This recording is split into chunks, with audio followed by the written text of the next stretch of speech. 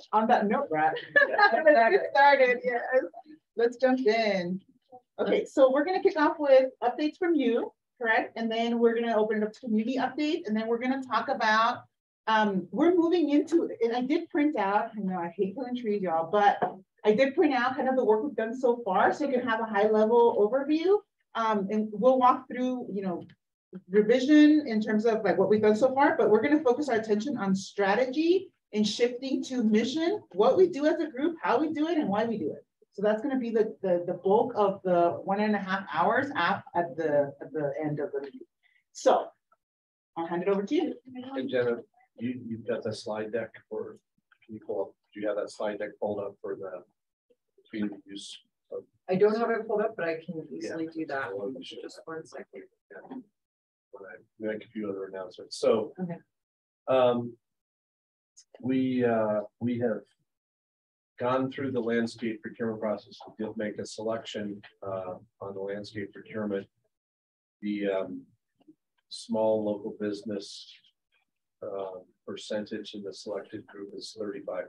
So we were pretty pleased with that. I was hoping to hire a prime small business, and did not have a prime small business that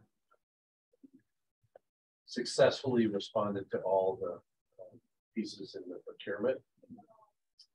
It prompted a number of conversations with folks around what's missing for small business. It's not, we don't have the resources to go out and do that, but there are resources out there.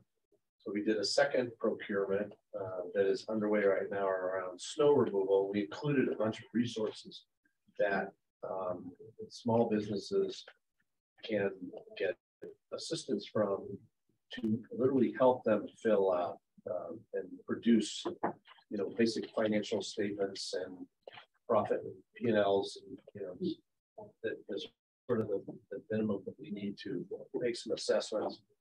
So hopefully we can just continue to improve our process and results. But it was a good outcome. It was still a great outcome.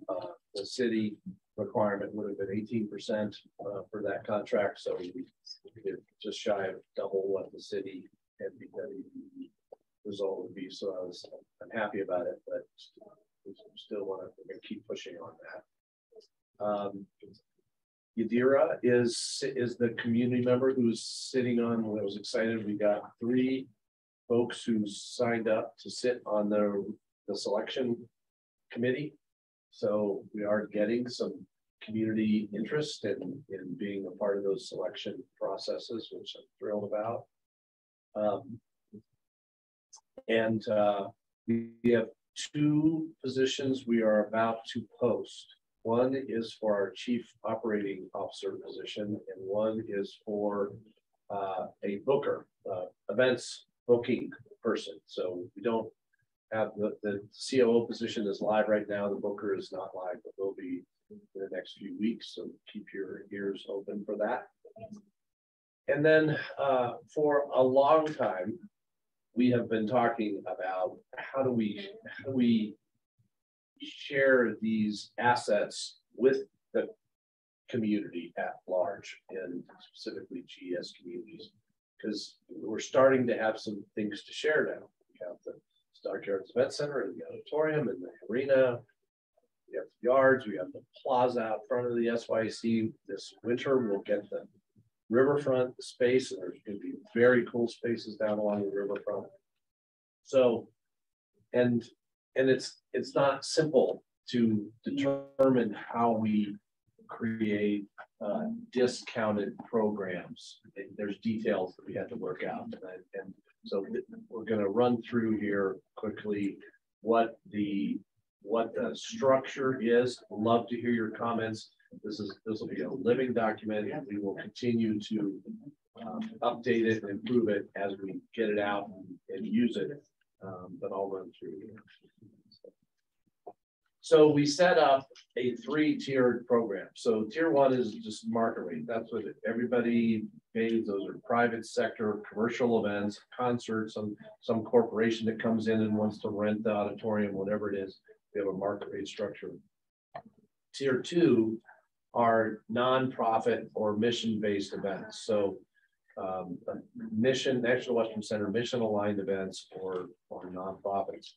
Those are 20% discounts off of the market rate. Tier 3 are those things that are community-based. So community-based organization, an RNO, local business, nonprofit within 80216. Those are more deeply discounted to 50% off the rental rate. Now, in addition to that, you can click to the next slide, Jenna. We know that even those rates are going to be too much for some folks.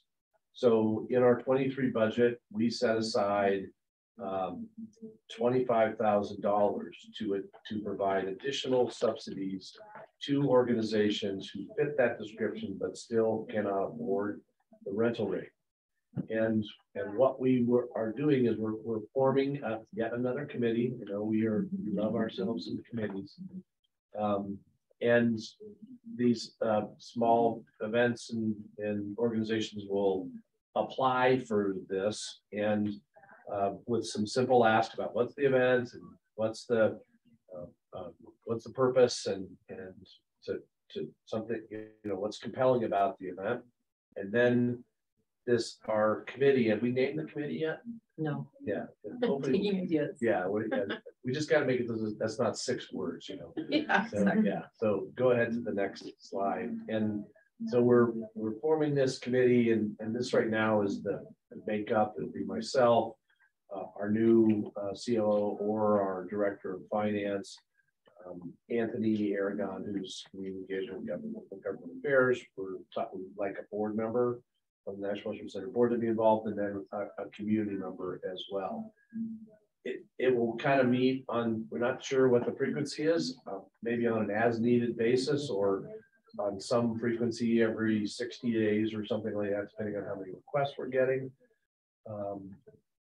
And that committee will also figure out how those dollars want to get parsed out, because we don't want to spend it all in the first quarter and not have any money to spend it the rest of the year. So we'll have to come up with an infrastructure for that. But that's our starting point as of right now.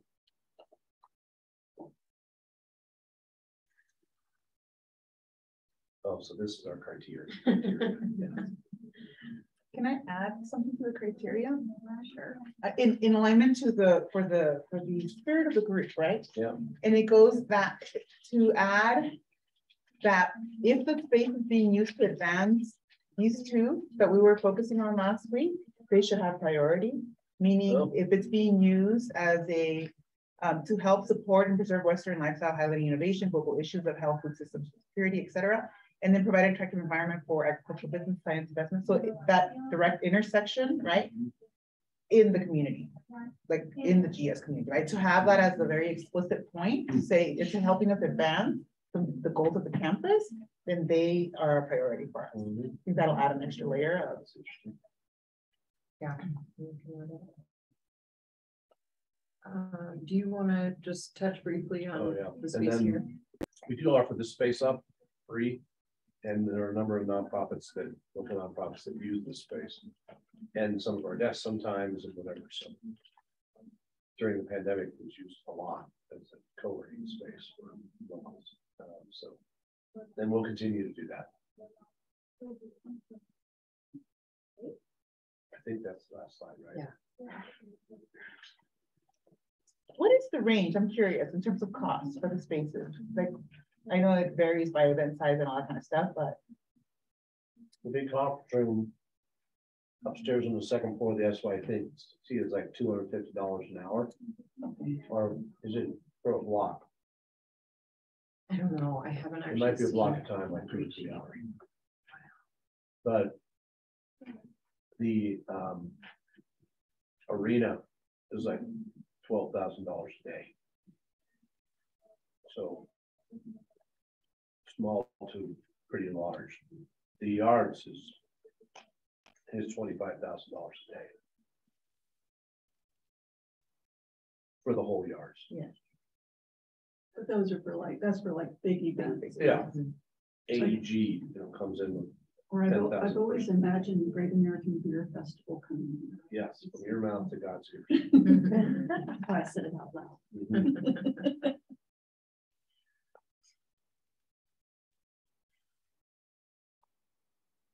Okay, any questions, comments, thoughts? We have a issue? Okay. No, we're good. Yeah, any questions?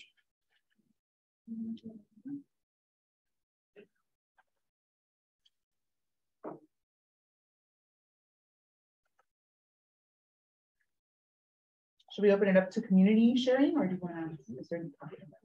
So at this moment, we'll have our partner organizations and anybody who has any connections to community events to share. So let's open it up. I know let's start with people in the room and then we'll go online. From the partners here, who has something to share or remind us about something that's going on? You want to start? Sure, yeah. So we had our second Saturday last week, and I heard it was a success. So thank you for continuing to spread the word. Our next one will be October 8th. And again, it's free programming for really anybody, but a lot of it is geared towards families, hands-on activities in our kitchen. October is going to be really fun. We have a lot of connections with Pueblo, our CSU Pueblo campus, and Chili and beans. We're doing a bean cooking demonstration in our kitchen with our extension agent. So it's going to be a really great event. So that's October 8th from 10 a.m. to 3 p.m. and it's free and you don't need an appointment. Anyone can just come in and have a good time. And we also are hiring a lot of folks right now. We have 2 event manager positions that are live. They're pretty well paid jobs and we're really excited to get them on board. We have a lot of exciting events and that will form a 3-person team. We're also hiring part-time education facilitators, front desk support, and other roles, which you can find on our website, csuspur.org/careers. And would appreciate anyone sharing with their network of people that are interested. I'd like to share, we have our community food justice garden. So they're 2 seed-shaped gardens outside of Terra. That and some of our produce grown on our rooftop is being harvested and donated in the grow house food boxes every week. So that's a partnership with Denver Urban Gardens, the Big Green, Denver Extension, and the grow house. And we've had almost 200 pounds of produce from just this short little growing season. So we're really excited to expand that effort with our greenhouses and additional growing space on top of hydro. So I've been blown away by that. Our kitchen has a new name. So Tepeyac Community Health Center 1 with their submission of Esperanza. So we have a 9-foot kitten in our lobby of Vita. We had a community naming contest and we asked our partners to submit names and then we had a voting period and so they won. Nice. So that's really exciting. And we did set a date for our ribbon cutting of the hydro building, which is January 6th. And that will be free and open to the public. I believe it's in the morning. I'm gonna have to get the time. I'll bring them next time. We have lots of time, but there will be tours and open viewing of all the buildings and events and partners on site. And then lastly, we are partnering with Center for Community Wealth Building, Rocky Mountain Finance Institute, and the Aurora Small Business Development Center, and we're hosting a tasting event. So Center for Community Wealth Building has a cohort of at least 17 local BIPOC owned or immigrant owned catering companies that they work with and train them on how to do business with larger institutions, specifically institutions that have a lot of paperwork associated with them like we do. And that program is culminating in a tasting event on November 10th. So we're inviting everyone, all of our businesses on site that will be leasing space and all of our programs that host events and frequent event hosts to come and partake in hopes of shifting some of their catering spend to these smaller local businesses. So it's free entry, but we do ask that it's folks that order a lot of catering so we can really shift some money to these entrepreneurs. So that's coming up. Any questions? Number 10. A suggestion I have, just because you brought this up, I know when I worked with the Women's Foundation Colorado, that was a very core, like very big transition. So the nonprofits that are at a certain size that perhaps do a lot of events and catering, just inviting them as part of your strategy. Absolutely, I love that idea. And we did extend an invite to all of our campus partners today, so I got it on your calendars, but you'll get a formal invite next week.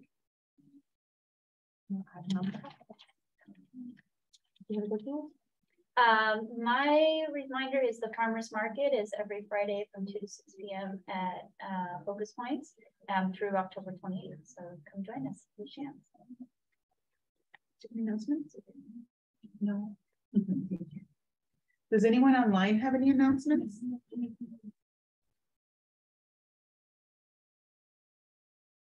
PBC Sound was asking how is the outreach to GES being done? For the CSU Spur pieces? For both? Okay. We do not see. Yeah. Cool. For second Saturday or the tasting? I think she said just both. I think generally. Yeah. So for second Saturday, we've been sharing it with our partners with social. We also do have, I think I mentioned this last time, but we have a sponsorship program for any GES serving organization for $500 if they would like to host programming in our building and use our space and invite their own stakeholders. So through that, and for the teaching event is more by invitation for groups that order a lot of catering specifically, and then for the farmers market. For the farmers market, we put it in all of our participant newsletters, we put it on social media, and then we announced to all of our programming, and then all of our partners who attend as well share it. So we're getting that. Does that answer your question? Yes, sorry. I was trying to take the unmute thing. So yes, and I also have some announcements too. Let me see if I can get my camera going. Sorry. Just wait to this. Okay. Here I go. Can you guys see me? Yes. Yes. Yeah, okay, sorry. So hi everyone. So I have several announcements. We're gonna have a community meeting, the GS community meeting, EGS and partners community meeting next Thursday from 4:30 to 6:30.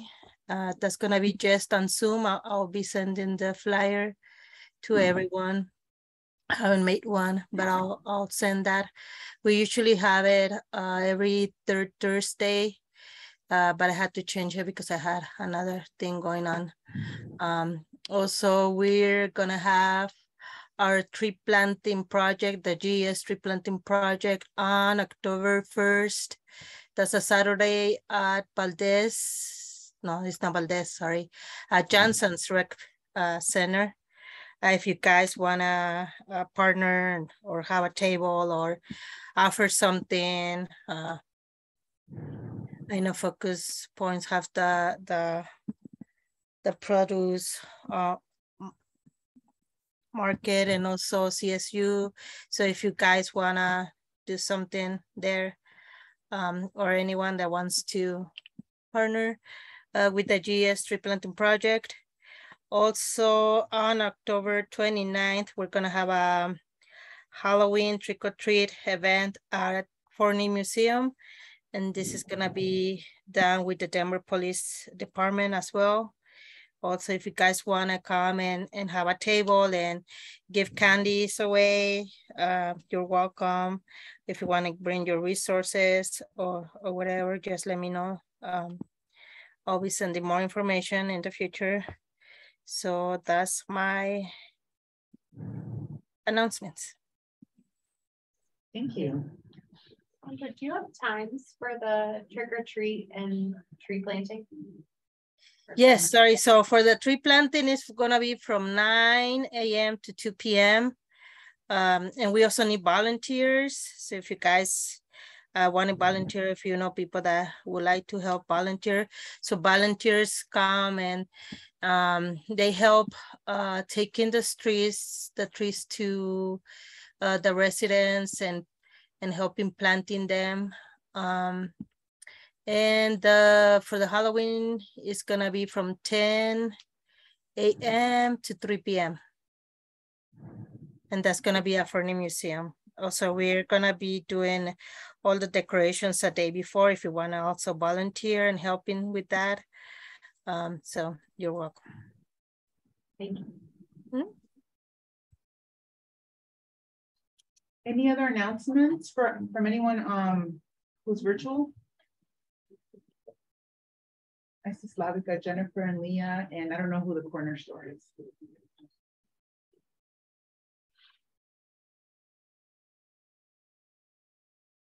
You just want to say hi. Know who's on the other side? Know who the corner store is? I don't. Now I'm curious. Slavica says no update from Stop Show.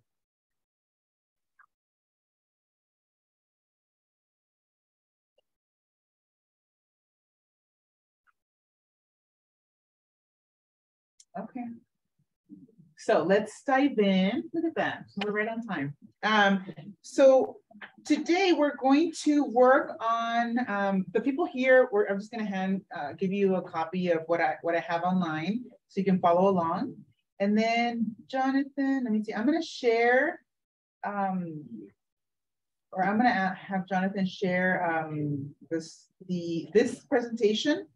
And then if you can actually join the presentation and type yourself, or you can just say it out loud and then Jonathan will type it for us based on where it's needed.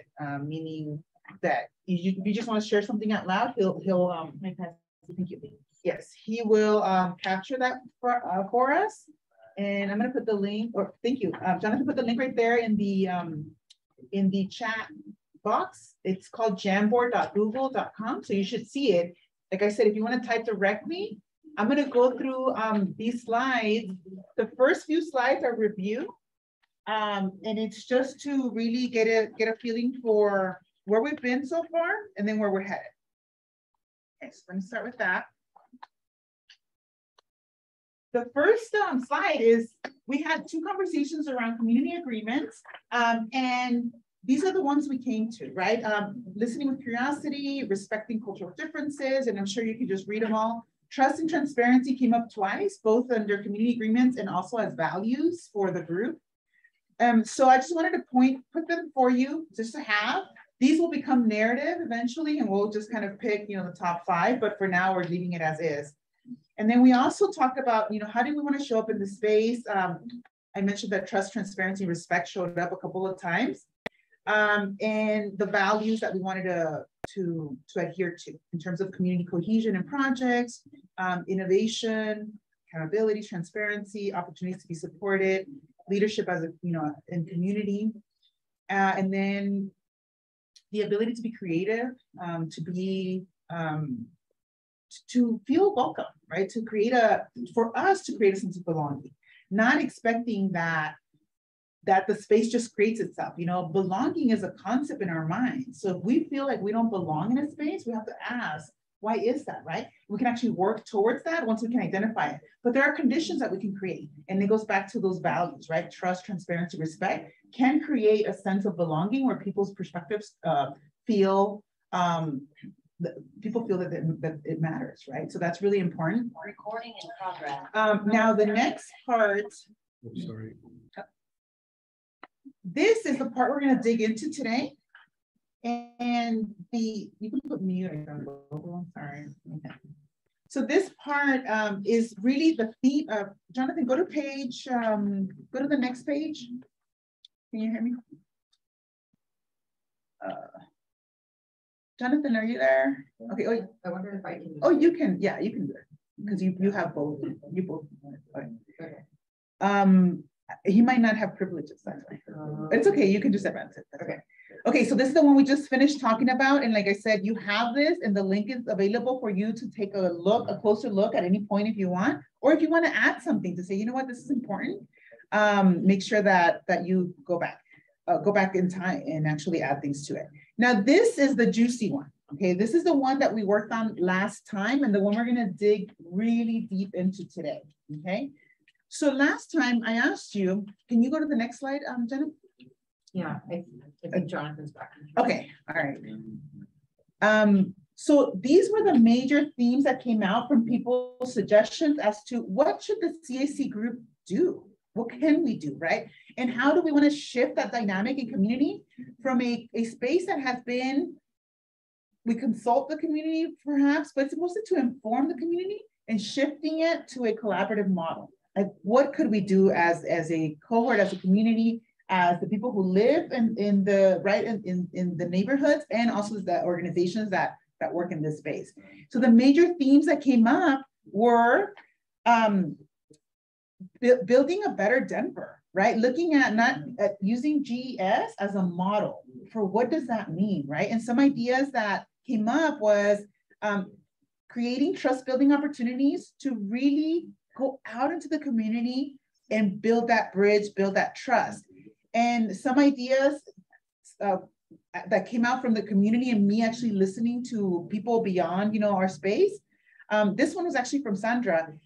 She said that walking tours to experience community, that's something they already do, but it's how many times do we actually, or how often have we actually taken the time to walk the streets of this community to really just say, what's happening, right? What is it like not to have these certain access to different things, not to have streets that are not walkable, things like that, right? So that was one big area that came up.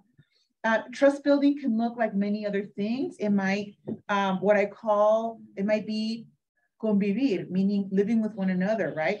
Attending those events. You know, I was at the Focus Point fundraiser on Friday, and I go to the farmer's market too. And there's always this beautiful exchange that happens, right? And I call it the cross-pollination, like those moments.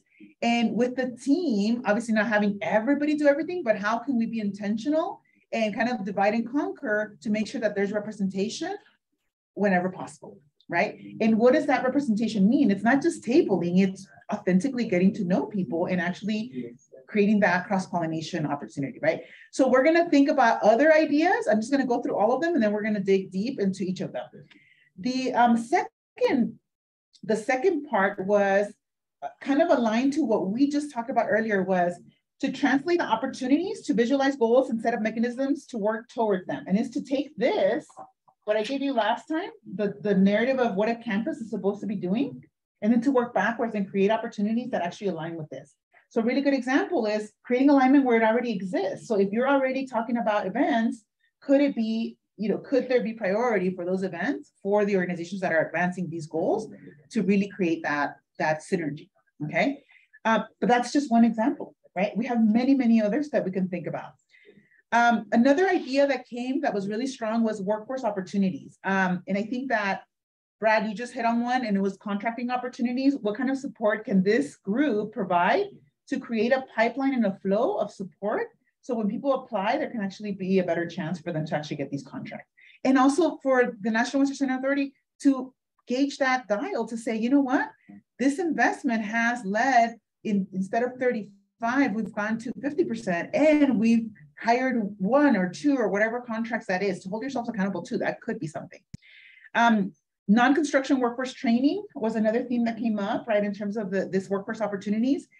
And then in community, I heard it would be great to have workforce opportunities aligned with the needs of other organizations, whether that's CNA support, for example, for Clínica Tepeyac, they need bilingual CNAs and they don't have enough. So it's like, how can this group help create opportunities either for connection or to say, these are the networks we need to activate to get that going. you know, and our job as a group is to activate that and get it going, but somebody else does the work perhaps. Or there might be some investment. What does that look like? And how do we put together projects and bring them to this group to advance them, or to figure out what could be next? What could those projects be? And how do we get opportunities into community to create new businesses, for example? That was another thing that came up, right? So not only, but we're not going to create a nonprofit that runs new businesses. We have many partners, and the question is, what does this group do? And I think that one of the things that we've been coming to is this group is a catalyst for whatever that needs to be done, right? Whether it's that connection with community partners, whether it's truly understanding the ecosystem of GES and actually putting all the partners on literally a diagram, right? To say, what are their superpowers and how do we activate them as a group? That could be something, right?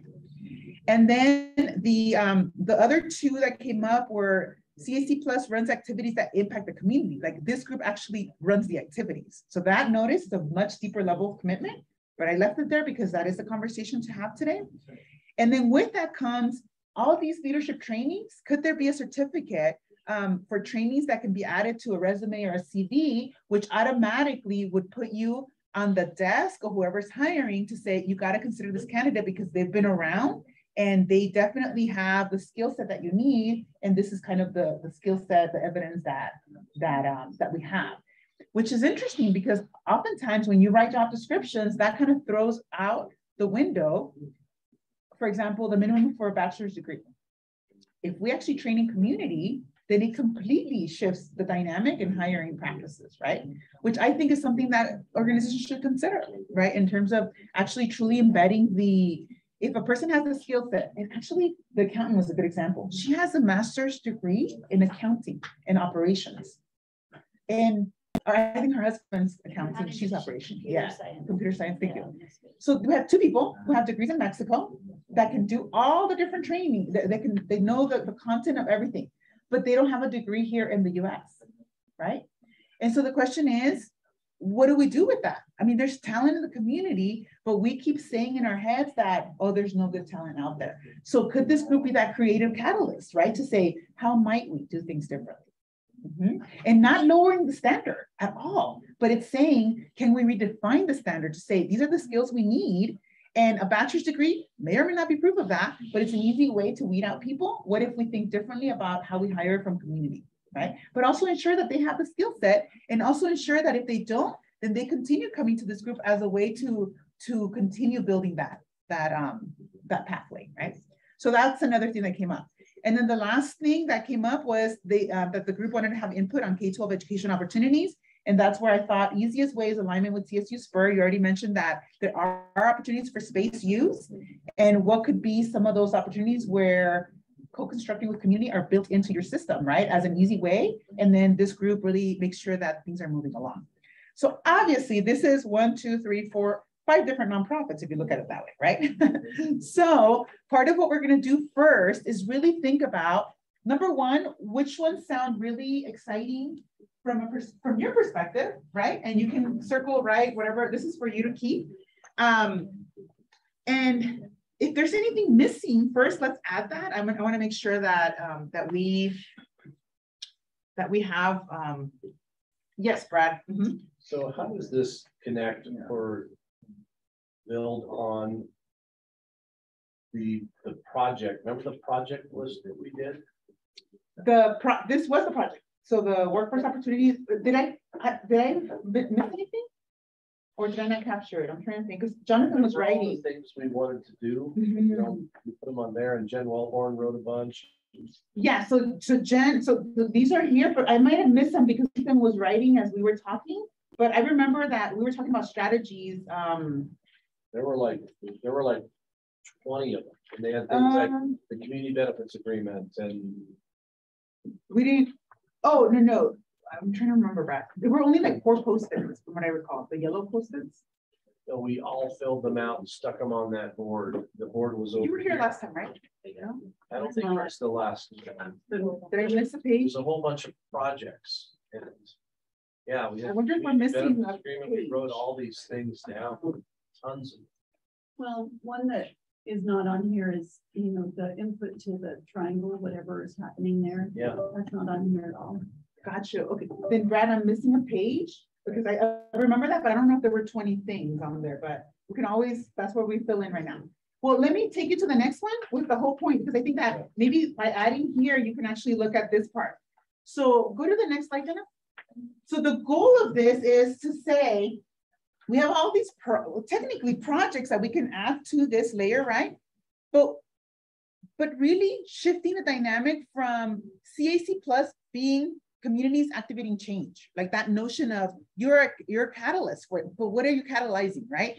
So the mission right now that I just literally, put it there was CAC exists to catalyze change in community, in the GES community, right? For now, because this model could potentially be replicated in other communities. What we do, how we do it, and why we do it, right? So I don't know if we should do this part first before this. It goes back to what comes first, the chicken or the egg, because for example, if you say activating unused spaces, right? Or spaces that could be activated in a different way that aren't right now, where would that live here? And I think it kind of lives in the CAC plus runs activities that impact community. Well,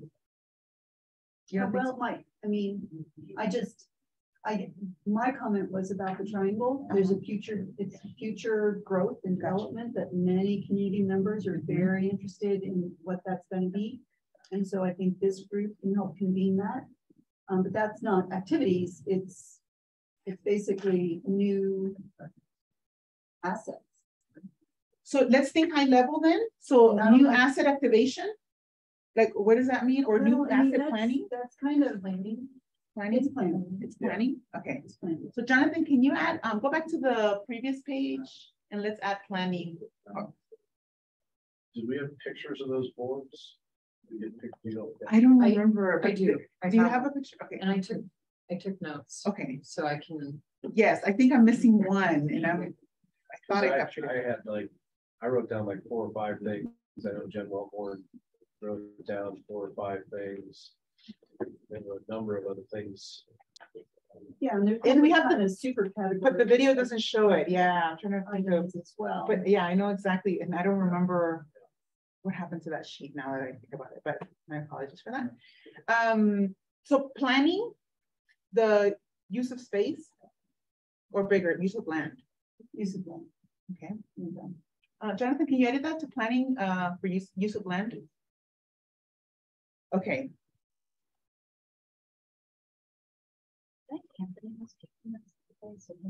Okay. Mm-hmm. Yeah. Anything else that's? I'm also. So I'm feeling uncomfortable here, and it's because I think there are 1 or 2 residents here tonight. And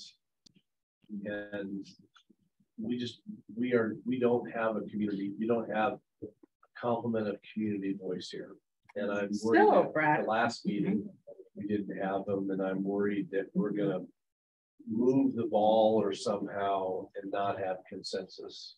So first, I do want to acknowledge the community members that are here that do show up time after time, right? So I definitely don't want to discount that. Yeah. And I think that that's where we put, I think where this part is the first thing to do is building that trust and community to say, in order for us to do anything else, activating this piece is critical. I mean, it's one of those things where in order to do anything, right, land activity, whatever that is, the community has to be represented, which means that trust building has to come first, right? And so part of that is, and this is kind of what I've been intentionally doing, is going out in community and actually building relationships, right? But I'm thinking it can't just be me because I'm not even actually an employee, right? It's really about how do we activate not just the people in the room, but also all your staff, right? To really truly build those bridges in a way that is authentic, because otherwise we're not going to get the people that we need to be able to build out the rest of the plan. You see? Respectfully, I don't think that's what's keeping people away. I do not. Some of the folks, because we are out in community and at lots and lots of things. Not that I think there is a significant depth of trust built. I'm not suggesting that, but there is I don't get a sense that community gets this process and sees the value. And I think we've had a pretty consistent drop off in attendance as we moved along, because I don't know, but we'd have to ask them. But we heard some of it in the beginning, which is, I don't know why we're doing this. Why can't we just start working on the stuff we have to do? And we answered that question a few times. But I'm nervous because, and I get it, there are a few community members here, but probably the smallest CAC meeting resident attendance we've had. Can you kind of just give a little bit of summary over the past, you've been working with the community for the last couple of months. Can you kind of give some sort of summary of what you've been doing and, how many people you've been engaging with? And because I have no idea. I've been on Zoom a few times on some of the interactions, but, I missed, there was one work session. Most recent one I couldn't attend. So. Yeah, so this is interesting because part of the reason why people show up, it could be multiple reasons, right? But one of them is because they have a clear vision and mission, and they show up because they want to advance that. That's something that we identified at the beginning that wasn't the case. People don't have clarity in terms of what this group is supposed to be doing. So that was kind of a gap that I identified. But with that came the people who were showing up. It's really fascinating because some people show up for different reasons. Some people actually show up because they see conflict, and that fuels the way they interact, right? So as we transitioned and actually started talking about values and outlining what it is that this group, how they wanted to show up, some people perhaps, and I can't speak for them, right, decided that it wasn't the space for them. Now we can see that as a downfall, but we can also see it as a potential to actually bring the right people to the table, people who want to build something that can really impact the community. Now, Brad, if you want to continue and keep the group as it was, that's okay too, right? I mean, that's part of what this group gets to decide. I think Sandra's saying something really good. That struck me. I mean, school has started, community members have families. I think people's demands on schedules have increased. It could be something as simple as, schedules for people. I do think, I really believe in stipends for people serving on committee. There could be that incentive, maybe doing with that. But I don't know, Sandra, if you want to speak further to your comment, but I think you're right that there are so many meetings that people can go to. How do you stand out amongst all the invitations that, especially in GES, it's remarkable how many meetings there are. Well, I know, just Sandra want to say. Sandra, do you want to talk about? Where you at? Hi, yes. So yeah, I'm listening to everything, and I feel a little bit upset because I'm community and I'm here every meeting. So yes, we don't see a lot of community members that we used to see, and probably they don't like this kind of process. Probably they don't like this kind of projects. Who knows? I keep saying that we need new faces, we need more residents, because at every meeting it's always the same residents going to every meeting. And sometimes it's exhausting going to every meeting. There's a lot going on right now. So probably we can start seeing how can we approach to new residents, how can we bring more residents to the table. But I think we should continue with this process just because we've been working hard for this process. And I feel like saying, oh, there's no community. Well, oh, I don't trust this, just because some of the community members are not here, which they got the email, I believe, which they knew about this meeting, are not here. Then we can talk about how to bring more residents to the table, more community to the table. But I don't think we should stop just because we've been working on this. And something that I was talking to Violeta in one of the sessions is that a lot of people don't like this kind of things because they feel like they already know everything. They feel like they don't need this kind of process. They already know a lot of leadership. So I think this kind of project or process needs to be for people that don't know how to resolve this kind of conflicts, or do a vision and a mission process. I don't know. But I really feel bad that we have to stop just because they didn't show up. I don't know who you guys were expecting to be in this meeting, but I feel bad because I'm a community member, and I feel bad because I feel like everyone that works here, Focus Points, CSU, National Western, we all community, because we all working here. We're all interested in this project or in this process. So yeah, I was kind of surprised that it was mentioned that there's no community when I'm here, and I don't know who else is there. It probably I don't count as community. I don't count as anyone because it's just me. I don't know, but yeah, I mean, if they didn't show up, there's many reasons. So probably we have to make a better job on reaching up to new residents. I think that I did not mean at all to say there was no community. I didn't think I said there was no community here. I said there was a few residents here. And I wanted to talk about it with this group.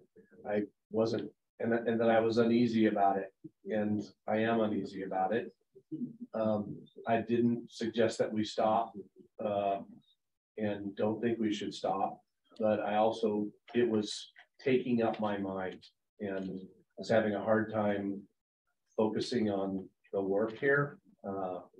And so I felt like I should share it, because I feel hopefully like this is a place where we can all say what we're thinking and feeling and have it be heard and addressed. And I loved what you just said, Sandra, and I agree with you. And I love that you're seeing all of the partners as part of the community too. But I was noticing that we had a very few residents here tonight.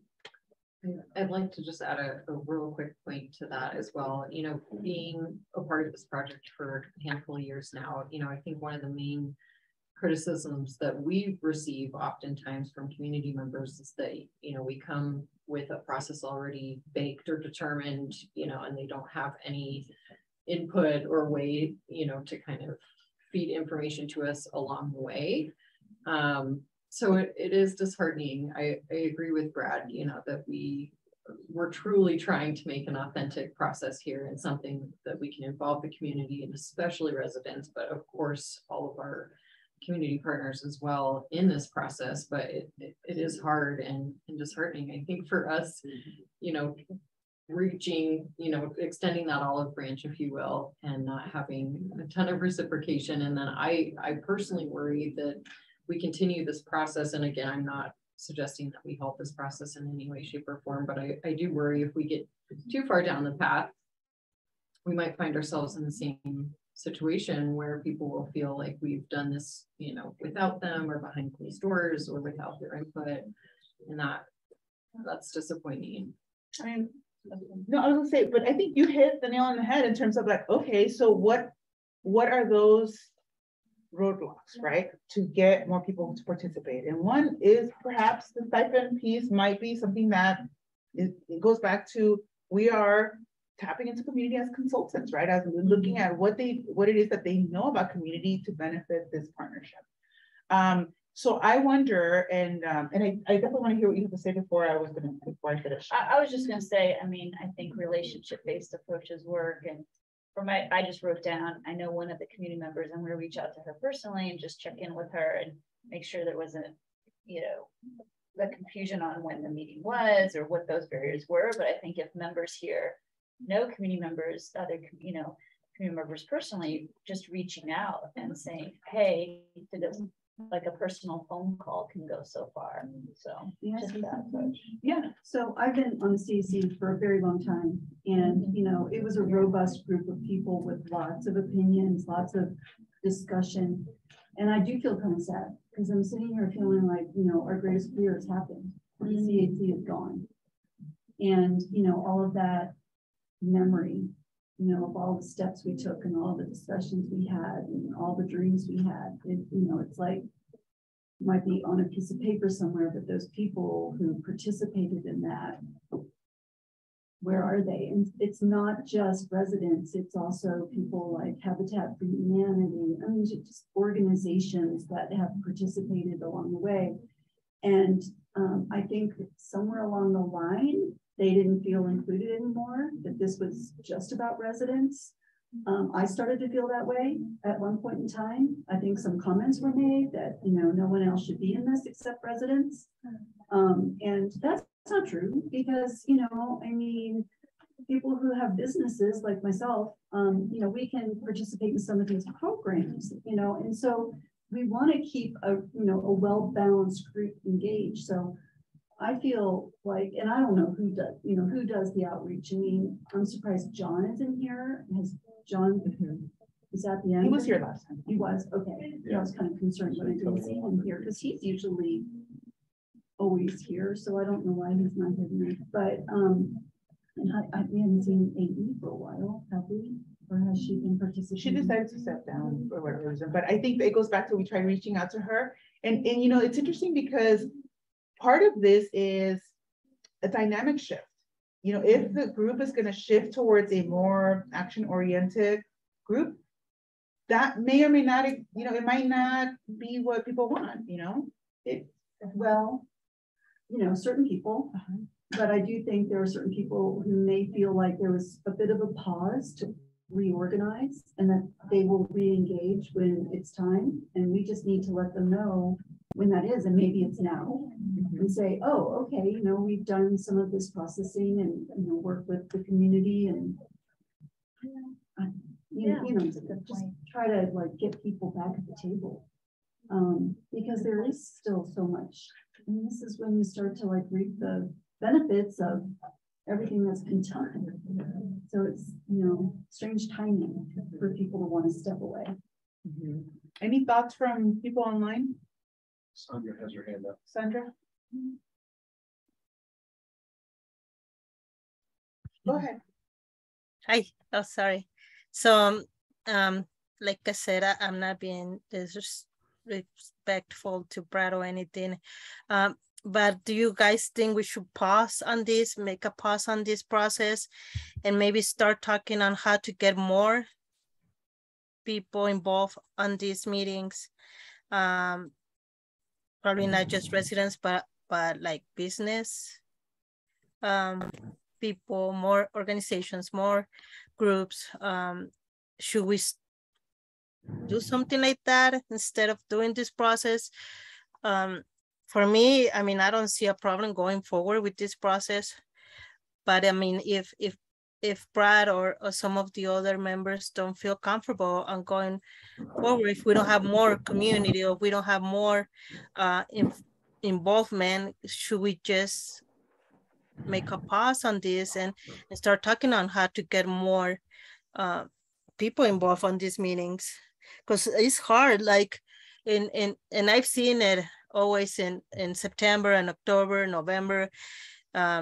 We get very involved, very little involvement in meetings. And that's been in other years, past years. I don't know the rest of you if you've experienced that. but I have experienced that every time in September, October, and November, we have very little involvement. It doesn't matter if it's residents, organizations, groups. But if you think that we can make a better job on how to get more people involved, how can we do that? One of the things that I said before, we need to have food. I mean, if we want residents, we need to have food. And when I say food, it's food that they're gonna eat. Why? Because this is the time when we get our dinner, we're with the kids. And if we're gonna leave our kids or our families, we need to have dinner. So we need to have food on meetings. And that's just on the resident part. If we need to get more people involved. I don't know if I don't believe in stipends of having people getting stipends, but I've seen that in other meetings that they give them a 25 gift card and they come to the meetings. The only problem I see with that is that they just come for that gift card and they really don't take nothing with them, and they don't really put any attention on whatever we're doing. It's just they just come for that gift card. So I don't know how can we work together to start bringing more residents, more community. And I say community because, like I said, there's also the business people. There's also the groups, the organizations. How can we bring them back? And probably not bring them back because I feel like we're gonna bring the same people that probably don't want to be here anymore. But how can we get new faces? And I keep saying that we need new faces. How can we do that? Yeah. I wonder if an activity like this would be good to take out an outreach component. Like, we have this mechanism for decision making and change. Like, what would you want to see from it? And you vote with a token or something. So we know that there's actual community buy-in to attend a meeting about it, because I think that is kind of the difficulty is people want to attend meetings when they know there's an action item for them in place. And when we're doing scoping on action items, I think we've lost community members. I agree. And I think some of this work that you're even asking us to do, like, this is kind of hard. It is. You know, this takes a lot of brainstorming and, you know, some experience of, I mean, there's a lot of things on here. I have no idea how to address, to be honest with you. Some of them I have opinions on. And quite frankly, I don't mind staying here and trying and coming up with some ideas so that, we can help organize a next step. And so, that's no problem with me. I don't mind spending the next hour doing that. But I agree. I think it would be really good if we could get organized with the agenda, with a strong agenda, and have very kind of like pointed ideas that people can react to. I think that take it out. I think that sounds like we might get more takers and be able to attract more people. Sometimes when you switch it up a little bit, we kind of stir the pot. We are doing our next workshop at Focus Points. And then I forget what the next one is in CSU. And what's that workshop for? Okay, so that one is on goal setting. So let me, I guess, backing up a little bit, because I know that you wanted an update on what's been happening, was that one of the areas that we identified was, if we want more community members to sit at the table, more residents to sit at the table, that providing that capacity building and leadership opportunities gives that confidence to say, I know how to set a goal, I know how to do a project, I know how to finish it, right? But oftentimes, historically, our communities have been deprived of that. They've been excluded, haven't had access to that. So we're providing some workshops to help build that capacity to say, I am a leader, right? And that's something that through coaching and also through workshops. So we have two different meetings that we have each month. One is this meeting, that what I call the monthly meeting, and the other one is the community workshop.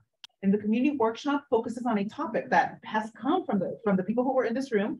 The first one we talked about was conflict resolution, because that was such a hot topic.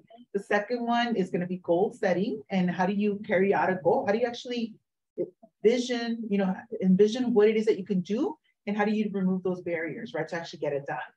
And then the third one is going to be micro habits. How do we change our behaviors to actually be able to create that. So all those different things is really building leadership in community or capacity in community to be leaders, right? Because they are leaders in their own way. And these are tools that they can add to their toolbox. Sure. Okay.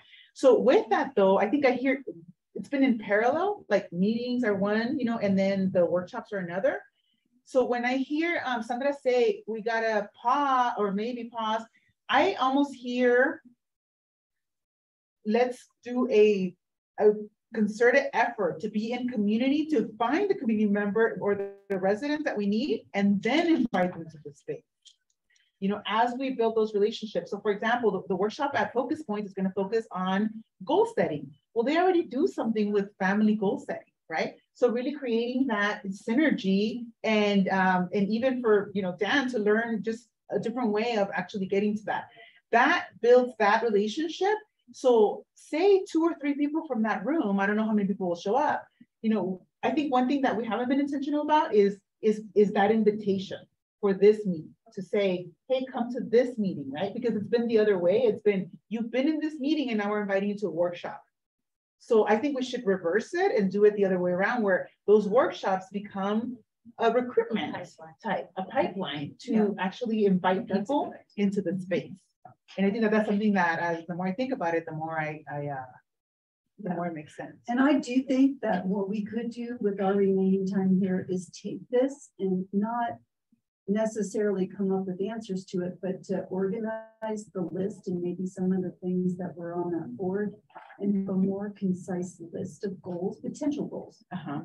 No decisions made tonight, just potential goals of ideas that have been thrown out there, so that when we do have a next meeting, those are more clear. Yes, and with that comes activating part 1 would be just how to create trust building.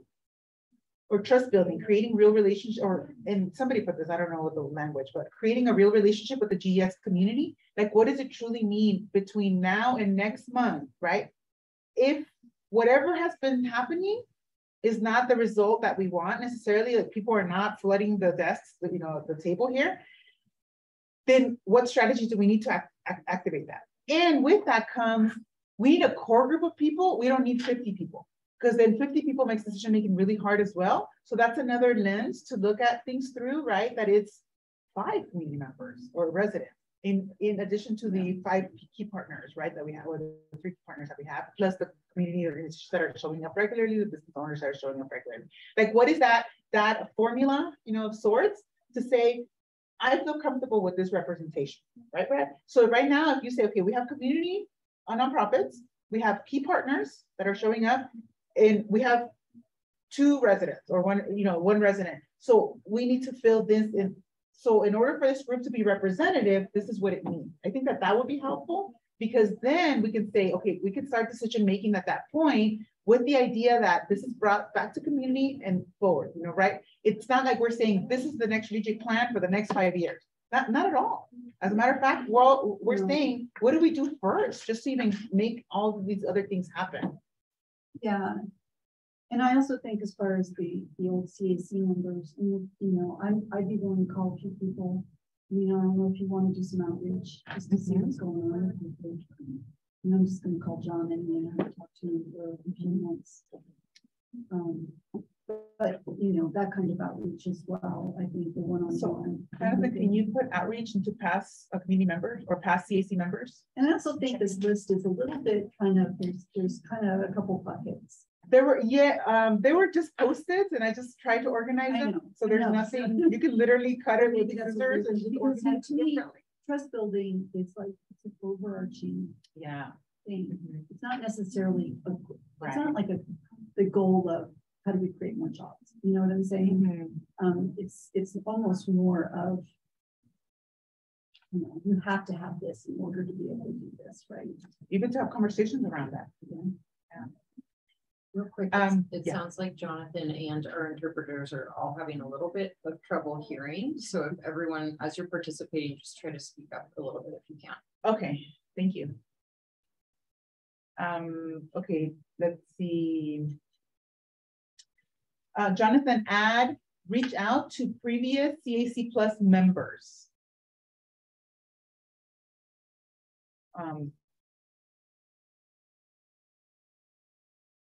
just to capture that part. I wanted to make sure we wrote that down as we were talking, because I think this is an important part of the puzzle.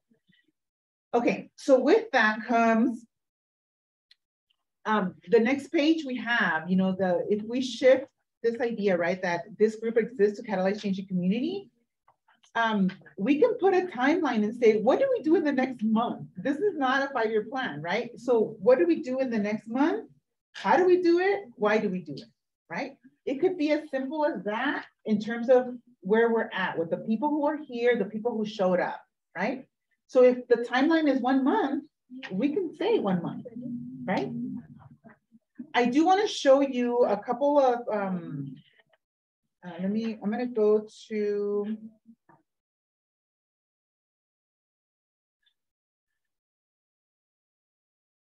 Where did that come from? The catalyzed change in the community. we were just thinking about this is one potential why. Okay. So that's up for discussion. It's up for, you know, what it is. And it goes back to, if a group has a why, people attach to a mission, people attach to whatever that is event. But if you have better ideas, feel free, you know, because I feel like there is an opportunity. We hear and not to change community, but it's to really provide that toolbox for communities to say, yeah, we want something done, we can do it, right? Not to wait for somebody else to do it for them. But high level, I wanted to the reason why I showed you the big list of things, you know, for this one, was because the more clarity we have around what this group does, the easier it is to write the description of what the representatives of this group are supposed to do. Okay, so we're missing a big chunk, and I know that this is something that Brad and Anthony and everybody here wants to make sure that we still have that empty seat, you know. So I just want to give you this piece, because I think that this is part of what the deliverable is. We need to figure out a way, right? So the more clarity we have around what this group does, the easier it is to go to slide, let me see, roles and responsibilities. It is slide number 8, Jonathan. The easier it'll be to figure out what the roles and responsibilities are for the groups first. And then the second part is to figure out what the roles and responsibilities are for the board members. You see that? Because then there's a clear thread around, this is what we're doing. This is what the group is committing to, the responsibilities, and our representatives are going to do X, Y, and Z. So that's how, you know, in a perfect world, it's supposed to align, right? But not quite so much when we're kind of stuck in the first step. Can you see that order one more time? Yes. So if I'm going to separate up so you see it. Okay. So the more clarity we have around what it is that the group does, the easier it'll be to define what the commitment is for the group members, right? To say, I will show up and do this, this, and that. I missed it. Okay. This one? I should have numbered them. Yeah, that one. Okay. So then there's this one, right? This is you, everybody online, and all the new members that are going to come in. What is their role and responsibility to the group? Okay, that would be kind of what's next. And then it's we have 2 representative seats. How do we want them to represent us in the space on the board of the National Western Center Authority? Okay, so that's how it's supposed to connect. But, you know, I don't want to push it either. Yeah, and I would say that I think when you say roles and responsibility, it could make people nervous. Yes, like I don't know what the word. And because, you know, the Citizens Advisory Committee was exactly that. And some people complained, you know, we just sit here and we get information thrown at us, you know, but that's what we were for. And then we would say, you know, we would give her feedback on that. We'd give her opinion on that. Mm-hmm. When you start talking about roles and responsibilities, it sounds like there's going to be, you know, okay, you committee person, you're going to be out there and you're going to help with creating job opportunities, blah, blah, blah, blah, blah, you know, whatever. You're going to go do outreach to these businesses. And I'm not sure that the community members are wanting to sign up for that kind of responsibility. But if the community member, if their responsibility is to, hey, keep an ear out for what kind of jobs people are looking for and bring it back, you're the connector. Yeah. I don't see how, you know, so it depends on it depends on. But you're right. Maybe this phrasing, and the reason, this is what the city uses, I know, it goes back to bureaucratic, I would bureaucratic just be system. concerned that people would be turned off by, I don't have any time, I don't even have time to come to a meeting, let alone like volunteer all my time to do this work. Yeah, And so, but I hear you, I know what you're saying that we will just happenstance hear things, keep our ears to the ground and be able to be a resource. So yes, there's a difference. there is, so I agree. Brad, you missed this very important part. In terms of, obviously getting clarity on what the group does will help inform what the role of the committee members are, but the word role and responsibility sounds very Like a job description. And that So could turn people off, like, I'm not signing up to do work. I'll come and give my opinion about stuff. But, so I think we have to craft that so it doesn't sound like work, it sounds more like opportunity. yeah, and I mean, and it might be kind of also what you're giving, right? In terms of a certificate opportunity to build, a resume, whatever that is, right? But with that comes the more clarity we have around what it is the group does, then we can say the people who represent this group will do X, Y, and Z as part of the being a member of the board, right? They do have responsibility. Right, because then maybe that's more appropriate for that part, but also it came from this group. You co-constructed that, right, together. So that's kind of where this is headed, and I want to make sure that you see the high level piece so we can actually focus on what we can do for the remaining of the time today, because otherwise it's kind of like, well, where are we headed with this, right? Because I think that is one thing that Brad and the team here need, and there is a vacant seat to consider as well, right? And so that's something that is important. I think that's also part of where the phrase roles and responsibilities came from, was, that's a phrase that has been used around the CAC table, around defining the roles and responsibilities of the National Western Center community board members. That's somewhere where that came from. Yeah, I mean, and the only word I could think about was commitment, but it still sounds very like you have to do a job. And you know what? To me, I think Brad and I had a discussion about this. It's like, and what if that's what the community wants, right? And to say, you know what, I want to make sure that if somebody is kind of a mover and a shaker, to say, we need to have pipelines for workforce, and I will, be the one to call. I don't know at what point it becomes this is a work, literally a job, or this, I'm a connector, right? This group, and maybe catalyze might be a different word, but it's this group connects people to resources, or this, like what it is. And I think that the more clarity we have around that, I think the more doable those action items are for whoever joins. Because if somebody's very, very like, I'm a connector, I love connecting people, right? So if somebody says, yeah, this is an opportunity, you can connect people who are looking for jobs to jobs that are existing, and they're going to be very intentional. If you don't have the whole skill set, they can help you, like literally do something with you to help you get to that next step. We might have community members who are amazingly passionate about that, but we don't even know. Right? Yeah. And the phrase that comes up to my mind for what we're hopefully evolving to, and which is why we've, sort of stripped down and building back up, is around partnership and collaboration, true partnership and collaboration. Well, and that means we're moving from, and there's stages of collaboration. We're moving from no information, right? Because that was never the case here, to inform, which is kind of what you were saying. It's like we used to hear the updates and there was discussion. Sometimes they consulted, right? Like that feedback was taken, but not necessarily to make change. And I'm thinking that's kind of a maybe, right? I'm not sure.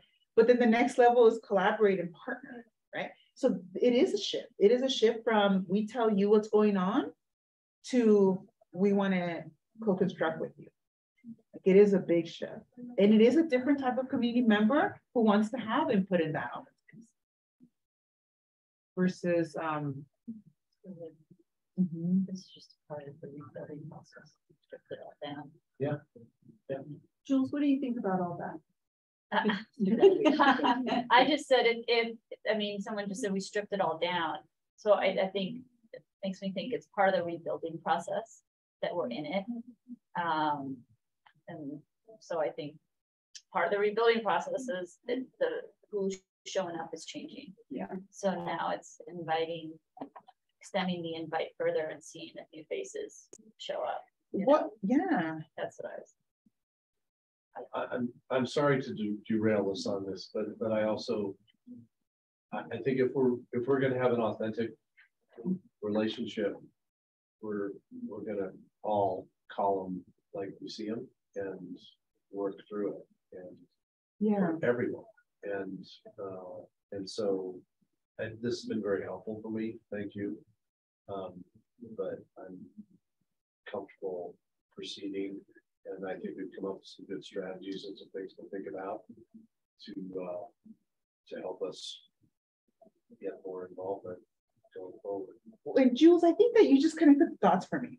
So if we think of this as part of the rebuilding process, and we spend the next month activating to really see who needs to be at the table, right? In really creating that intentionality around invitations, getting literally, talking to community members, just like and then unintentionally, I kind of did that at the event without really thinking about it, right? Like I recruited people to attend the workshop. I got phone numbers, right? And I'm thinking, I can send them a text to make sure, they have all the information.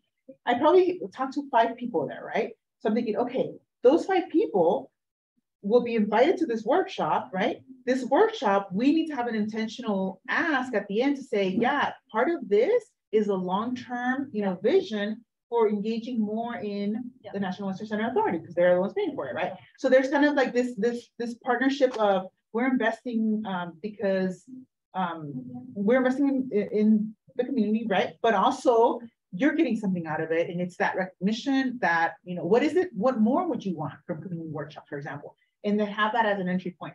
But I think that the invitation would be yes, the invitation would be, or over the next month, the invitation can come from multiple angles: walking tours, connecting with the residents. We're talking about a very specific group that's missing right now. So what is it that intentionally can be done in the next month, right? To make sure that by the following meeting, we have a couple new faces, and then maybe double that by the November meeting, right? And we can even put together a list of kind of the meetings that are happening that we're already planning for.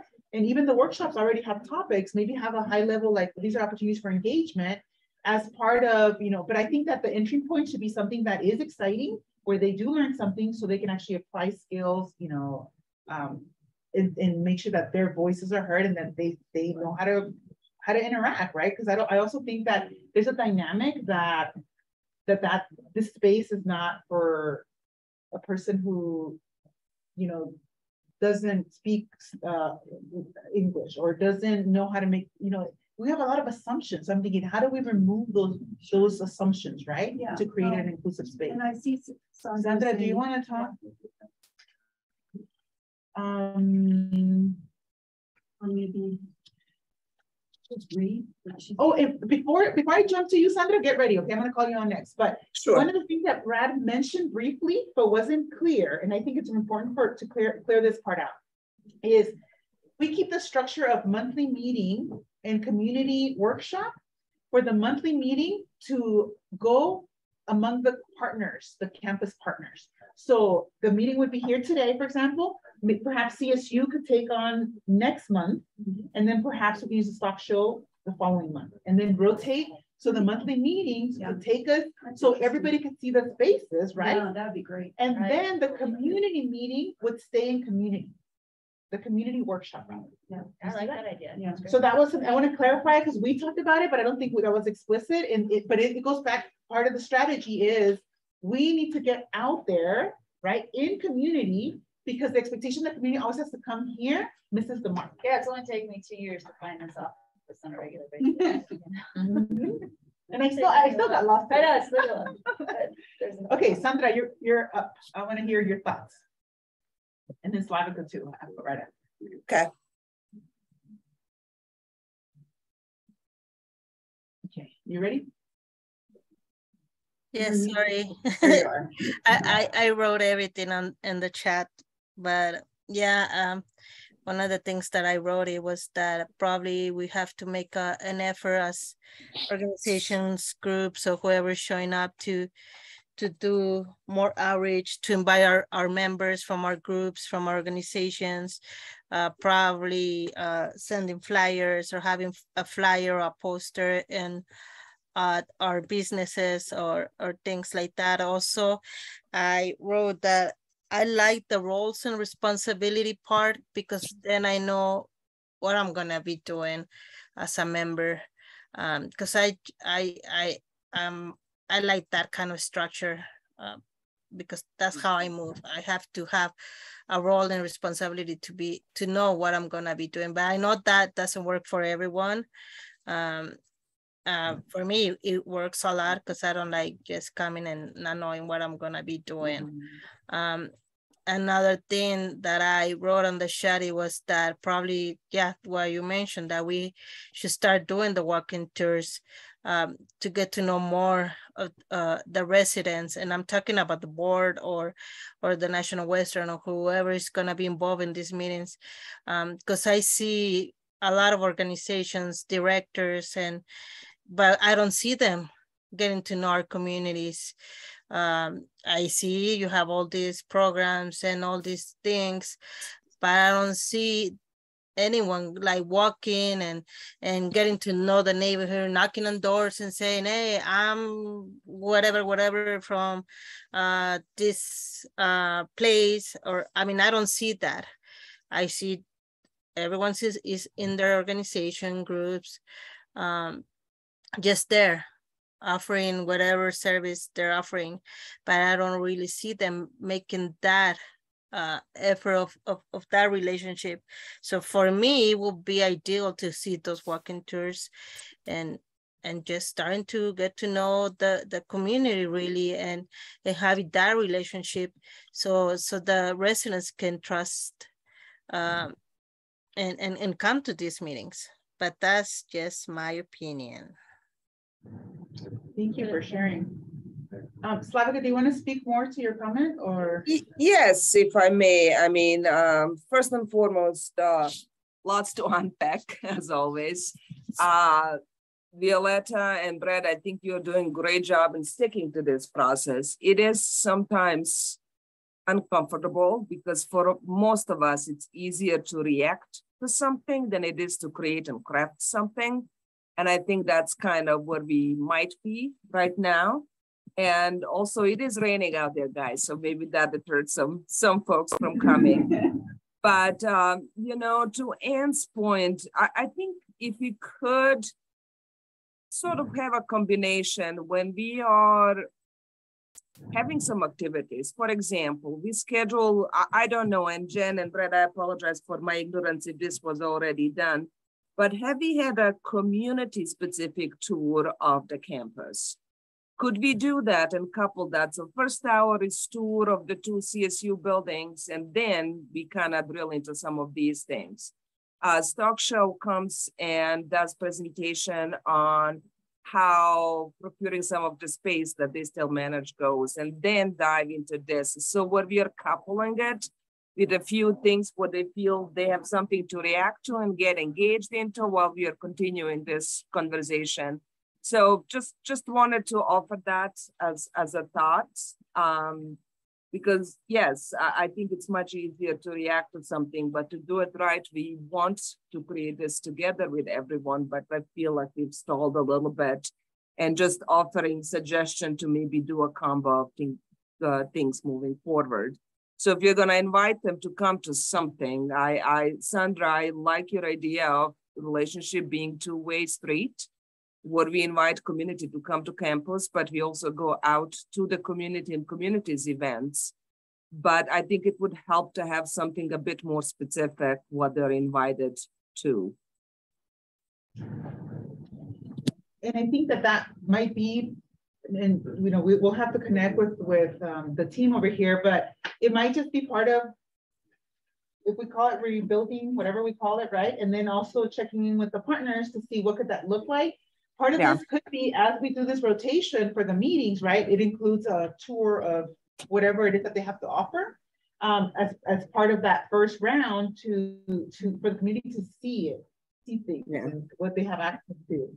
And then the second part is perhaps when we're in community too, to really make those connections. I think that those are I call it cross-pollinating.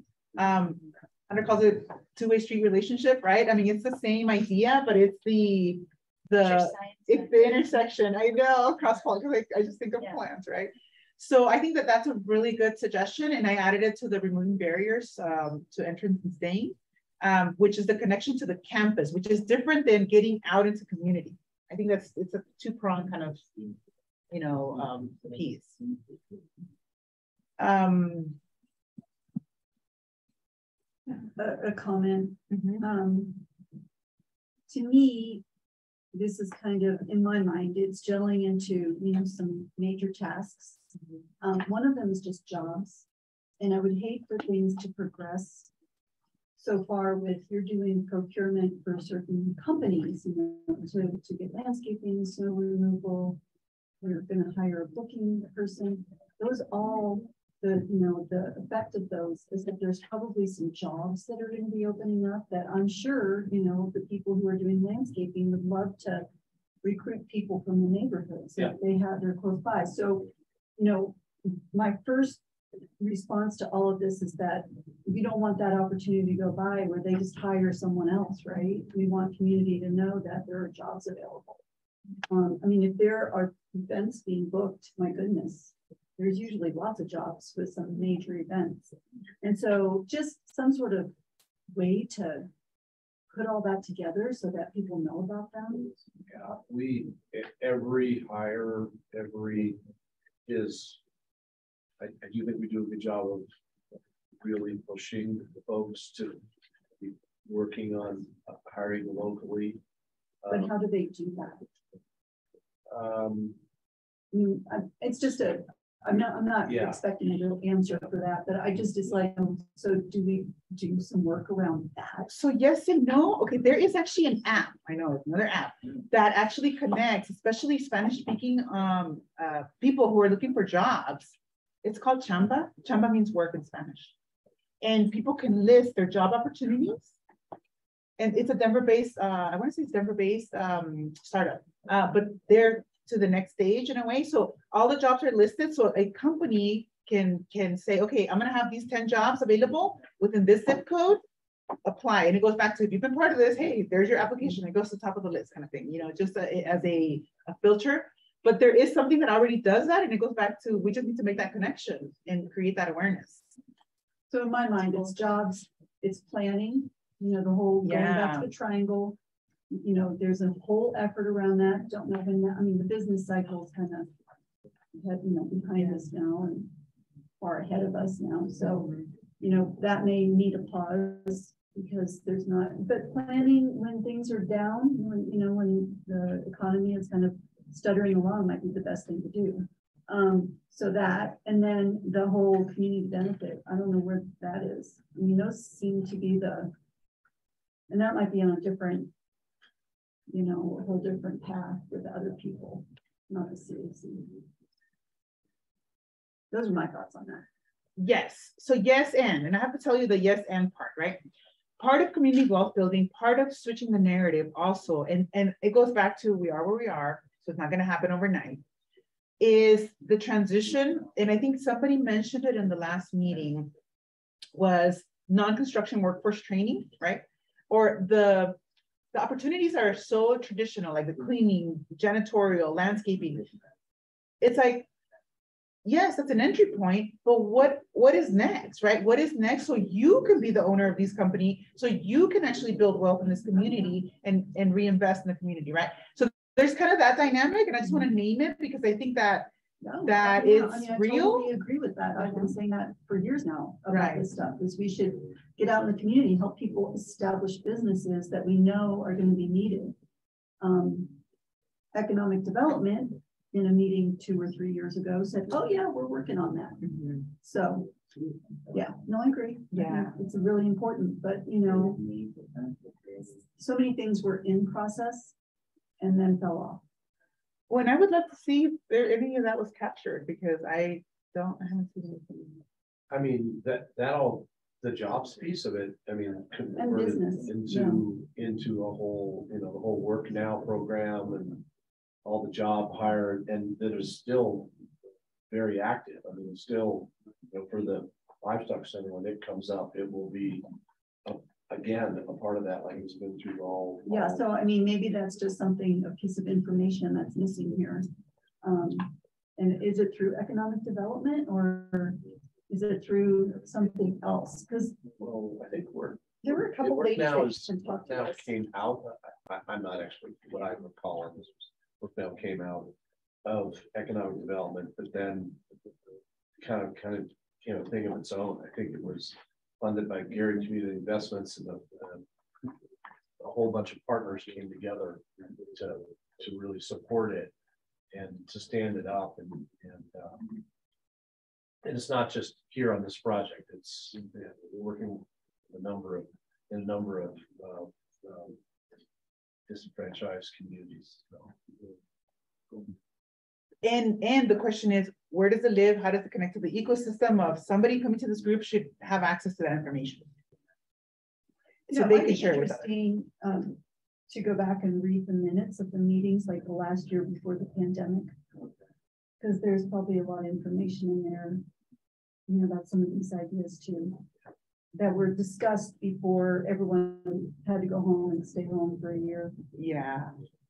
Okay, so given, you know, obviously time ticks over here. So if we, I want to ask the group, right? If we commit to calling this a rebuilding process for the next month, right, or two, and that with the idea that we are increasing the number of residents that are represented in the group. Is that kind of what you feel comfortable with?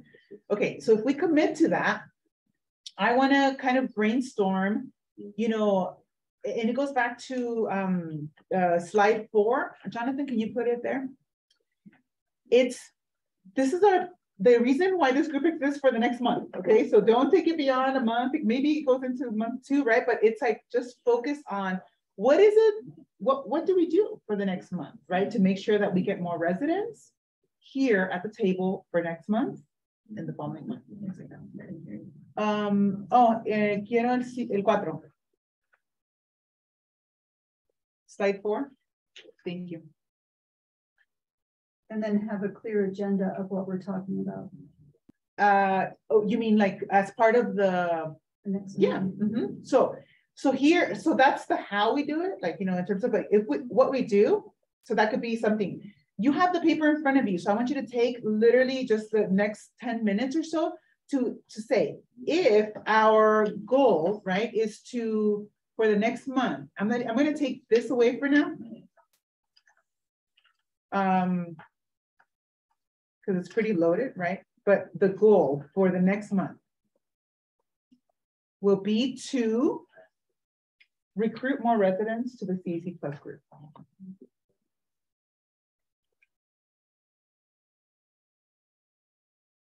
Okay. I want you to fill in the rest, you know, what we do. What is it that we're doing out in community, how we're doing it, and why we're doing it. Okay, so from your perspective, answer those 3 questions with this focus. And then for those of you online, it's unfortunate we're missing Anthony, who's our person who spends his. That is his job. Exactly. Yet, Brad, we don't have the people that we need, right? So there's kind of a when he comes back, it will be awesome to add the perspective, right? Because I think that that's part of the reimagining and rebuilding process. Well, and it's also not been a prime focus of his to recruit for the CAC. Exactly. Or anybody. Yeah, I mean, we've been out talking about the whole campus and attending every event we hear of, those kinds of things, but it hasn't been with that message. Exactly. So now that all of us are going to have that clear, it's like any event, any message, and we have the opportunity to say, hey, we're rebuilding this. Would you want to come, right? Do that invitation. The only tactic he's had around that is that we've been, you know, we launched the text platform a couple months ago, and he's really been trying to get that word out to. What is that? We have a text messaging platform now. Jenna, let's make it an action item to add a specific message to invite people to participate in the rebuilding process. Let's call that the next meeting, like the rebuilding, you know, CAC Plus meeting. And to send a specific text around that, right? To do a special invitation. Yeah.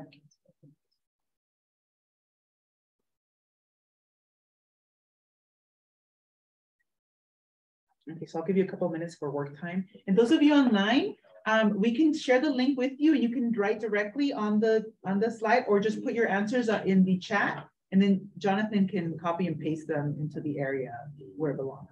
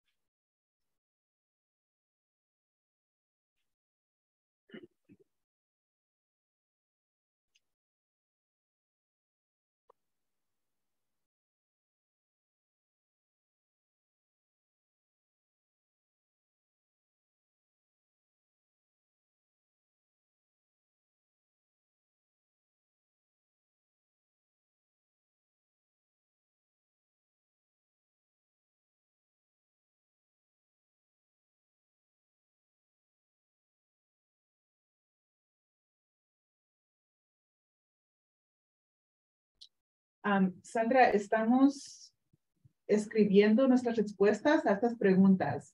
I just realized they're not in Spanish, but I think you got it.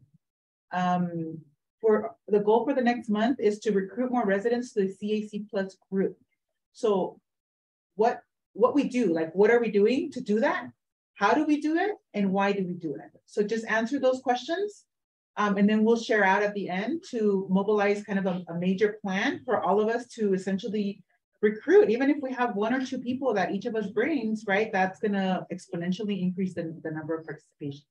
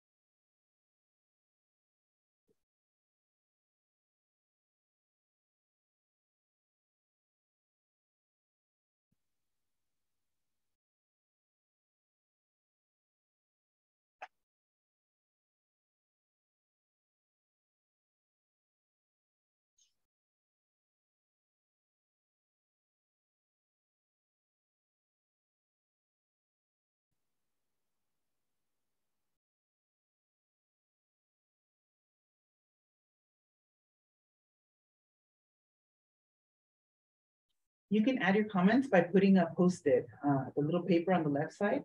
So just click on that.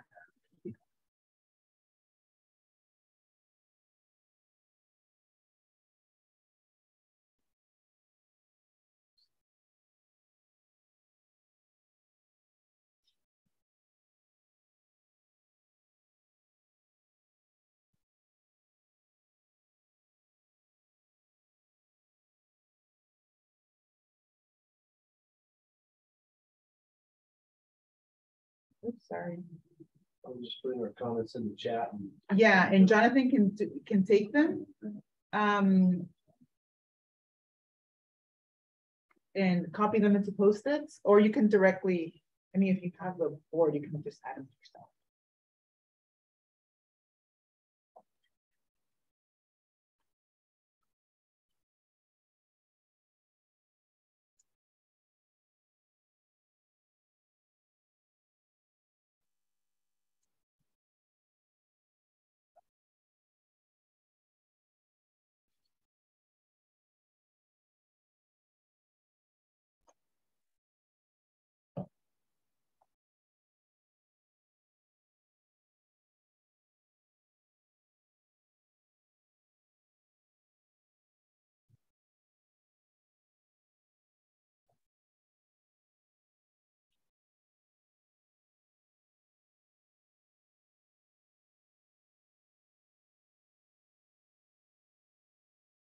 Okay, so what do you have? I know Brad's typing his responses, but feel free to just share them and then we can capture them. To me, it's really about being more intentional. When I think about what we've been doing is we've been inviting to the people who have been coming to the meetings, right? So we have an email list and they get sent it. How can we, I think we have to craft a different invitation specific for events and nonprofits and RNOs, partners, and then through individuals who know other individuals, so that they're more specific, sort of personalized invitations.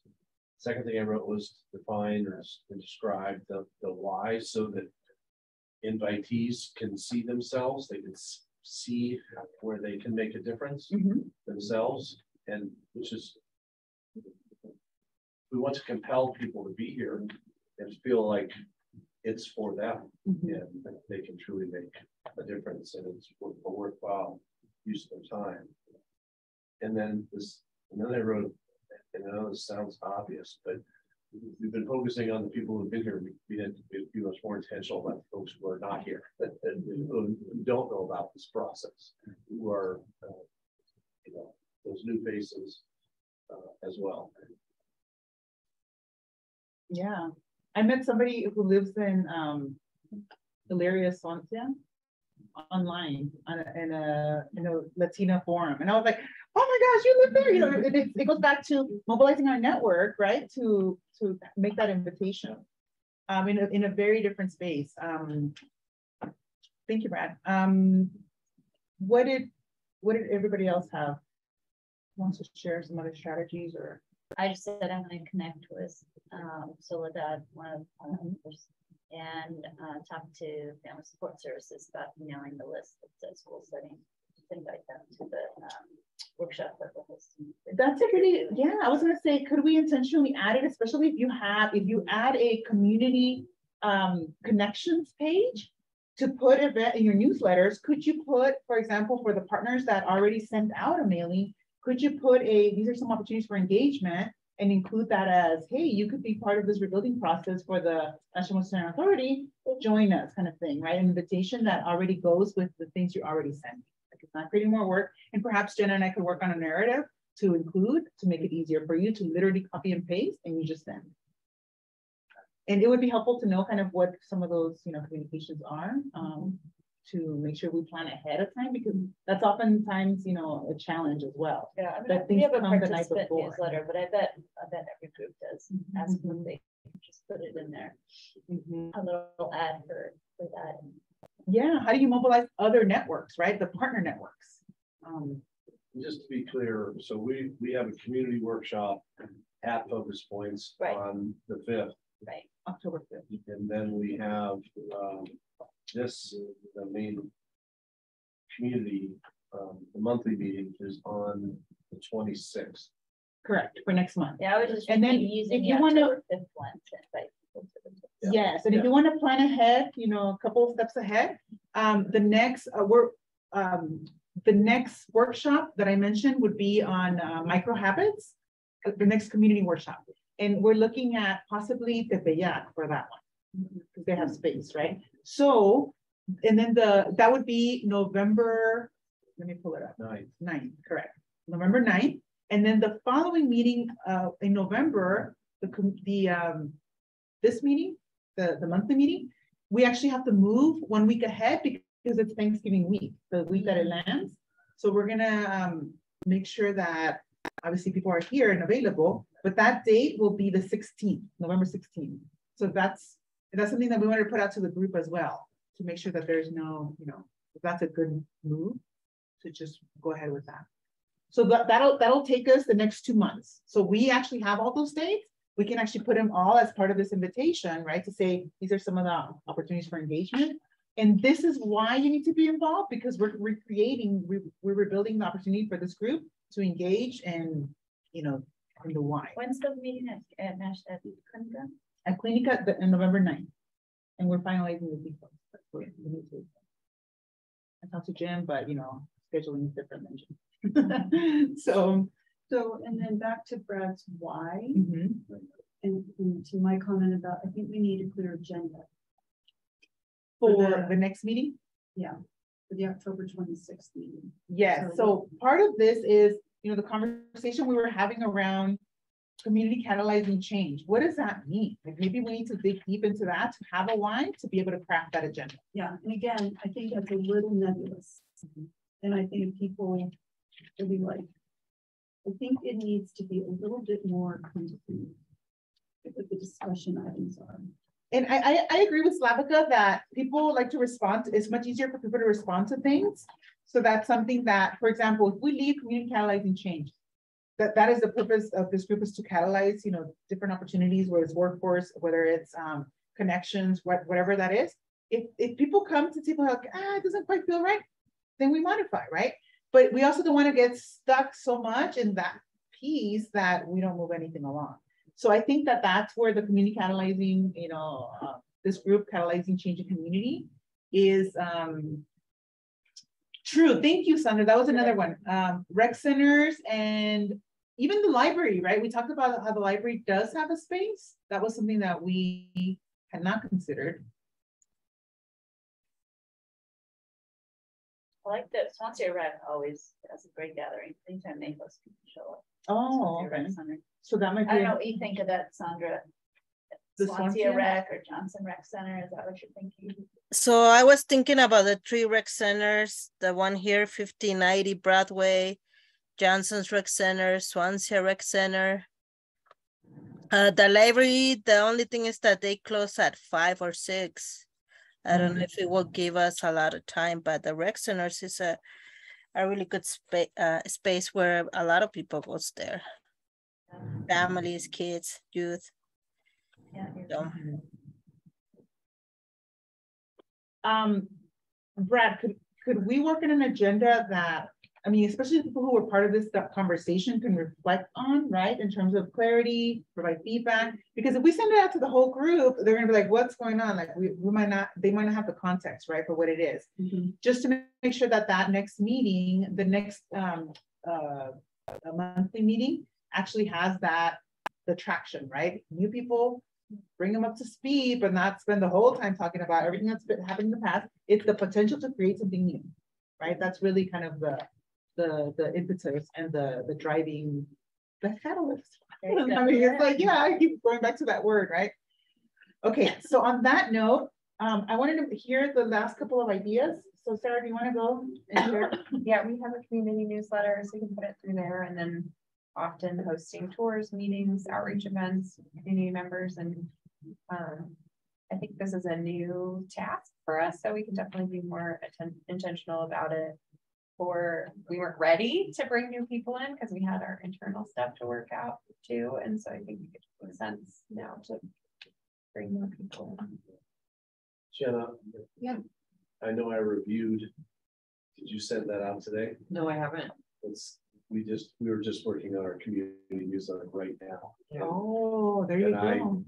I said it was good to go today. It didn't go out an hour later. So. Yeah. There you go. Now you have a nice little blurb. Hold on. Yeah, sounds good. Go ahead. I was gonna say also, we're happy to host tours. We usually just do it as requests. We have a spot on our website, but I do think that's a really good idea. Maybe not, I don't know about, like, I liked how you were saying add them on top of each meeting, so there's like an additional incentive for people to come, like get a tour, and then you get to decide what happens in these buildings or whatever. So maybe we look at that with future ones. And I think for the campus, it's not just, we have done some tours and things, but I really think there needs to be a regular cadence to them. I don't know what that frequency is, that once a month for sure, you know, a regular time, so that we go out to, hey, every third Wednesday at 3:30, there's a open to the public tour of the campuses that we have not considered for a regular kind of tour thing. Because I think that could be helpful.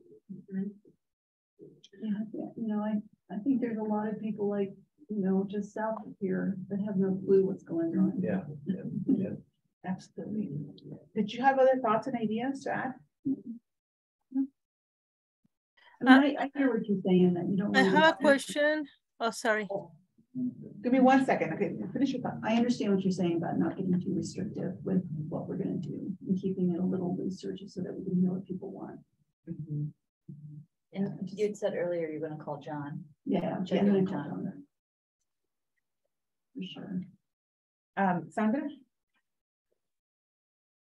Yes, so I just have a question. So for next meeting, add focus points or every meeting that is gonna be outside the National Western, it's Brad, Jenna, Anthony, everyone's gonna be there because we're talking about creating that relationship and trust with residents. So that's a good point. I think that there should be a representative. I don't think all three of you need to be there, only because it goes back to the dynamic and the numbers, right? But if the theme also is of interest to you, feel free, right? Here's the interesting thing that I've been thinking about. Brad mentioned this last time, was what if we do the community workshop in Spanish, right? As kind of a different way of doing things, right? So then the interpretations for English. So that's another thing. So I hear you, Sandra. I think it would be great to have a representative. And I also think that it's because that person will build those connections too, right? We can't just say the National Western Center is not going to be there at all, but we also don't want, and I think 3 people is not a lot, right? In the grand scheme of things, but it goes back to the intentionality. When you show up, part of your goals perhaps could be you walk away with 2 new relationships, right? And maybe I built that into the workshop where we say, hey, you're going to meet somebody new, somebody who you've never seen before. And that's where we start those connections, right? To create more intentionality around the cross-pollination, the relationship building, let me get to know you, you get to know me. So then when you invite me to a space, I'm more willing to say yes. What were you thinking, Sandra? Yeah, just that we need to see representation from the National Western, and I know probably you guys thinking of Anthony, but we already know Anthony. I think everyone already knows Anthony Aragon. He's been there. One of the things that we like about him is like he likes to get involved with the community. Since he came to these 3 communities, he's been out there, he's been in meetings, he's been so we already know Anthony Aragon. I was thinking more about probably having Jenna one day and then Brad another day. I don't know how can that be possible, just because we're trying to create that trust.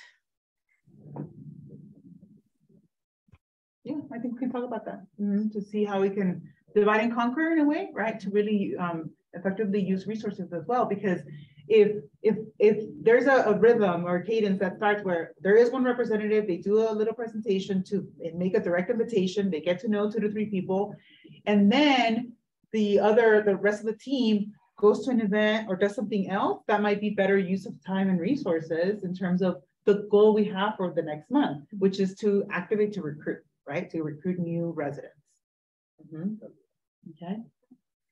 Okay, well, on that note, I love to stay on track, right? So we have our goal, we have our job description, which is recruitment, right? I mean, our big vision really is if you can identify even 1 person, we are doubling the numbers. We look at it that way, right? So set yourself a goal, right? 1, 2, 3 people. That would be amazing because it will be exponential. With the invitation that you're going to be part of a team that's going to get to rebuild this relationship, this potential for this group, right? To have a voice at the table. All right, y'all. Thank you. And it is, whenever you're uncomfortable, that means we're growing. That means we're learning. So I just want to point that out. Have a good one. Thank you. Thank you. Conversation with everybody, and not just you, me, and Anthony.